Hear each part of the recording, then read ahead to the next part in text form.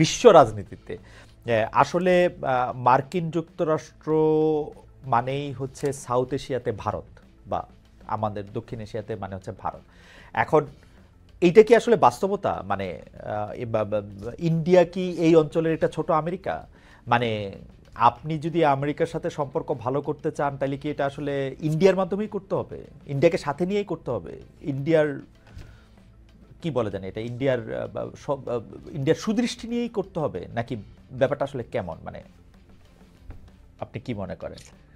আম, আমি এটা পুরোপুরি মনে করি না, পুরোপুরি এরকম মনে করি না আমি। ভারত একটি অত্যন্ত গুরুত্বপূর্ণ দেশ, অনেক বড় দেশ, অনেক শক্তিশালী দেশ, এবং যেহেতু বৈশ্বিক যেই আপনার জিওপলিটিক্যাল যেসব ইকুয়েশন আছে তার মধ্যে ভারত একটা গুরুত্বপূর্ণ ভূমিকা পালন করে। এবং যেহেতু চীন যুক্তরাষ্ট্র একটি বৈরী সম্পর্ক আছে এক ধরনের, কতটুকু বৈরী সেটা অবশ্য আমরা আরো ক্লিয়ার হবো হয়তো আরো পরে, কিন্তু একটা একটা অন্তত পক্ষে প্রতিযোগিতামূলক সম্পর্ক যেহেতু আছে সেখানে, যেহেতু ভারতের সাথে চীনের সম্পর্কের কিছু সংঘাত আছে, কাজে সেই হিসাবে ভারতকে মার্কিন যুক্তরাষ্ট্র গুরুত্ব দেয় এবং দেওয়াটা খুবই স্বাভাবিক। এই অঞ্চলের বিশাল শক্তি ভারত, কাজে তাকে গুরুত্ব দেয়।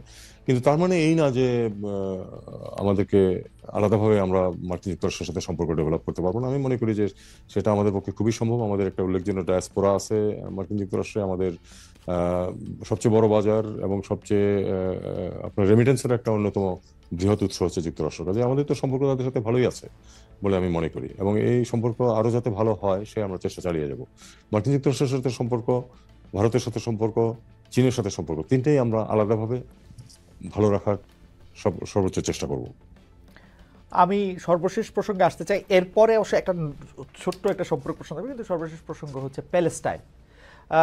আমরা দেখেছি যে প্যালেস্টাইনে বিশেষ করে গাজা উপত্যকায় এখন যা হচ্ছে, মানে আপনি জানেন যে এটা আসলে বড় করে ব্যাখ্যা করা দরকার নেই, সবচেয়ে বেশি একটা মানবিক ক্রাইসিস সেখানের মধ্যে দিয়ে তারা এটা যাচ্ছে। কিন্তু আমরা দেখতে পাচ্ছি যে মধ্যপ্রাচ্য বা অন্য যে ইসলামী বা মুসলিমদের যে জোট আছে তারা আসলে, আরবদের যে জোট আছে তারা আসলে খুব কড়া করে শক্ত করে আসলে ওনাদের পাশে দাঁড়াতে পারছেন না। গাজার এখানে আরব লীগ, ওআইসি বা মধ্যপ্রাচ্যের আরো বড় বড় দেশগুলি যেগুলি, সেগুলি বাংলাদেশ এই ক্ষেত্রে আসলে কি করতে পারে বা কি ভূমিকা নিচ্ছে? আমরা দেখছি যে বাংলাদেশ আসলে পররাষ্ট্র মন্ত্রণালয় থেকে তার পত্র দিচ্ছে, প্রতিবাদ পত্র দিচ্ছে, ভাষ্য দিচ্ছে, কিন্তু এর চেয়ে বেশি কোনো কিছু করার কথা কি আসলে চিন্তা করছে, বা কোনো কিছু করা কি আসলে সম্ভব কিনা? আমি মনে করি না যে আমাদের পক্ষে এ ব্যাপারে খুব বড় কোনো ভূমিকা পালন করা সম্ভব। আমরা অবশ্যই ইসরায়েলি যে অ্যাট্রোসিটি সেটার প্রবল নিন্দা করি, কিন্তু আমাদের পক্ষে এর চেয়ে বেশি তেমন কিছু করা সম্ভব না। কখনো ভোটিং যদি হয় কোনো বডিতে, সেখানে আমরা অবশ্যই ফিলিস্তিনের পক্ষে ভোট দিই, ফিলিস্তিনের প্রতি আমাদের আপামর জনসাধারণের সমর্থন আছে, কিন্তু এর চেয়ে বেশি কিছু ম্যাটেরিয়াল তেমন কিছু করা আমাদের সাধ্যাতীত।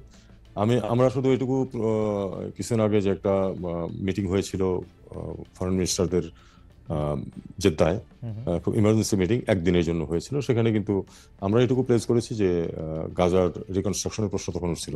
সর্বশেষ স্পেট অফ ভায়োলেন্স যেটা গত দুদিন শুরু হয়েছে, তখন কিন্তু আশঙ্কা করে নাই অনেকেই।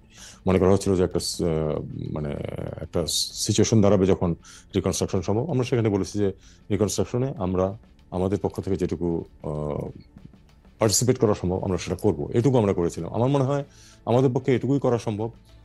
অবশ্যই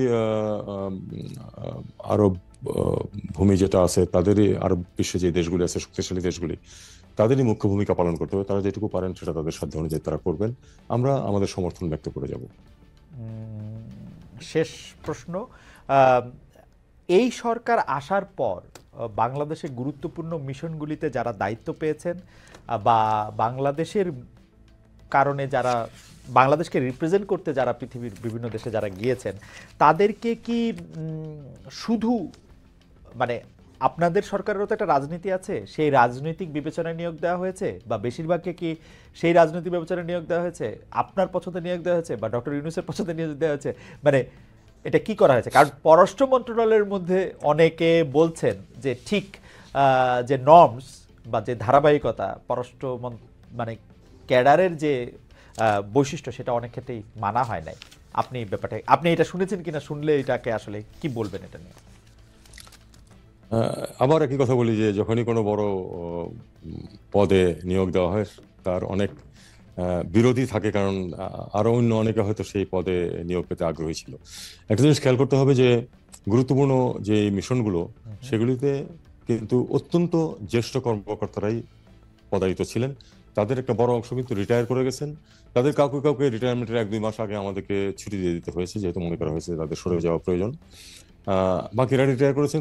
2-3 জন ছিলেন যারা গুরুত্বপূর্ণ পদে ছিলেন, কিন্তু তাদের কন্ট্রাক্টে নিযুক্ত ছিলেন, তাদের কন্ট্রাক্ট বাতিল করা হয়েছে। অর্থাৎ উচ্চ সবচেয়ে গুরুত্বপূর্ণ বড় মিশন যেগুলি আছে সেগুলির সবগুলি থেকেই কিন্তু যারা ছিলেন তাদেরকে চলে যেতে হয়েছে, প্রধানত রিটায়ারমেন্টে অথবা কন্ট্রাক্ট ক্যান্সেলেশনের মাধ্যমে। আমরা কিন্তু কাউকে কন্ট্রাক্ট দিচ্ছি না।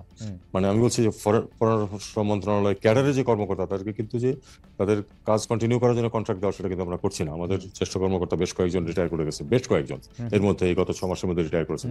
কাউকে আমরা কিন্তু চুক্তিতে রাষ্ট্রদূত হিসেবে নিয়োগ দেইনি।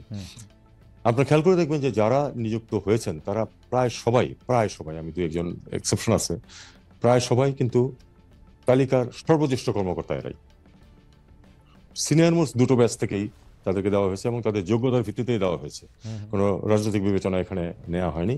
অবশ্যই 2-1 থাকতে পারেন যারা হয়তো স্পষ্টভাবে খুব বেশি বাড়াবাড়ি রকম পক্ষপাত করেছিলেন পূর্ববর্তী সরকারের, তাদেরকে আমরা বিবেচনায় নেই। এছাড়া কিন্তু সবাই অত্যন্ত সিনিয়র কর্মকর্তাদেরকে আমরা এই পদগুলিতে নিয়োগ দিয়েছি। সচিব অথবা সচিব হবেন, সচিব হয়েছেন এরকম পর্যায়ের কর্মকর্তাদেরকে নিয়োগ দিয়েছি। এবং 5-6টা যে মিশন আছে তাদের প্রায় সবগুলো, মানে সবচেয়ে গুরুত্বপূর্ণ যেগুলিকে মনে করা হয়, আসলে আরো অনেক মিশন আছে যেগুলি খুবই গুরুত্বপূর্ণ, সেখানে কিন্তু আমরা যে নিয়োগগুলি দিয়েছি এগুলি তাদের শেষ পোস্টিং। তার মানে তারা 2-3-4 বছর চাকরি আছে তাদের, তারা তাদের 28 থেকে 30 বছর চাকরি জীবন পার করেছেন। এরকম লোকদেরকেই যোগ্যতার ভিত্তিতেই নিয়োগগুলো দেওয়া হয়েছে। বড় বড় ইনফ্লুয়েন্সারদের মধ্যেও অনেকে বলছেন যে আপনি আপনাকে দেখুন এখানে একটু বিষয় আছে, সেটা হলো যে এই পদগুলিতে কারা যাবেন বা রাষ্ট্রদূত হিসেবে কারা নিযুক্ত হবেন, সেখানে অবশ্যই যিনি উপদেষ্টা অথবা মন্ত্রী, যখন নর্মাল সরকার থেকে মন্ত্রী থাকলেন, তার অবশ্যই একটা গুরুত্বপূর্ণ ভূমিকা থাকে। এখানে আমার একটু সুবিধা অথবা অসুবিধা ছিল, যেটা শেষ হলো, আমি যেহেতু 33 বছর এখানে চাকরি করেছি এবং যারা এখানে এখন রাষ্ট্রদূত পদে নিযুক্ত আছেন তারা প্রায় সবাই সরাসরি আমার অধীনে গুরুত্বপূর্ণ পদে চাকরি করেছেন, মাঝারি পদে, ডাইরেক্টর থেকে ডিজি লেভেলে চাকরি করেছেন। কাজে আমি তাদেরকে জানি যে কারা কোন কাজটি পারবেন, সেটাও কিন্তু বিবেচনায় নেওয়া হয়েছে। তারপরে প্রশ্ন আছে যে আমার যদি 10 জন অফিসার খুব ভালো প্রয়োজন হয়, আমি তো 10 জন নাও থাকতে পারে, আমার কাছে 6 জন আছে, বাকি 4 জন নেক্সট বেস্ট দেখে আমাকে দিতে হয়েছে, এরকম আর কি বিষয়টা। তবে এখানে আসলে পক্ষপাতিত্বের কোনো ব্যাপার নেই বা রাজনীতির কোনো ব্যাপার নেই। মাননীয় পররাষ্ট্র উপদেষ্টা, আপনাকে অনেক ধন্যবাদ। জনাব মোহাম্মদ তৌহিদ হোসেন আজকে আমাদের সঙ্গে ছিলেন, অনেকগুলি প্রশ্নের জবাব দিয়েছেন। প্রায় সবগুলি বিষয়ই আমরা কভার করার চেষ্টা করেছি, দর্শকদের প্রশ্ন আমরা নিয়েছি। আপনাকে অনেক ধন্যবাদ।